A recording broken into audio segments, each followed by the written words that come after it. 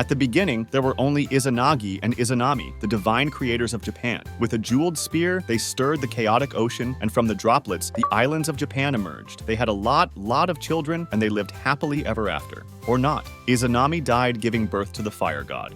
Not very happy with this, Izanagi ventured into the underworld to retrieve her, but even a god couldn't return from death. One of the child, Amaterasu, was the sun goddess. She represents the order and is one of the most revered deities in Japan. One day, after a squabble with her brother Susanoo, she hid herself in a cave, leaving the world in darkness. The other gods concocted a brilliant plan to coax her out. They placed a mirror and jewels at the cave's entrance and performed a joyous dance. Curious, Amaterasu peeked out, saw her own reflection, and stepped into the light once more. Amaterasu's fiery brother, Susanoo, is the god of storms and seas. His story is a whirlwind of chaos and heroism. After being banished from heaven for his disruptive antics, Susanoo redeemed himself by defeating the fearsome Yamata no Orochi.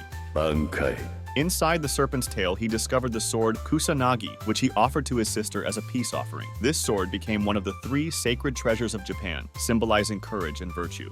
Then there's Tsukuyomi, the calm and reflective moon god. Unlike his siblings, Tsukuyomi is often seen as a solitary figure. His most famous tale involves a celestial banquet where he killed the food goddess Ukemochi because he didn't like her cooking. Amaterasu was very unhappy with this, causing an eternal rift between the day and the night. There was also Inari, the multifaceted deity of rice, prosperity, and foxes. Inari is depicted in various forms, reflecting the god's versatile nature. The magical Kitsune foxes, known as Inari's messengers, are celebrated for their shape-shifting abilities and their role in bringing good fortune.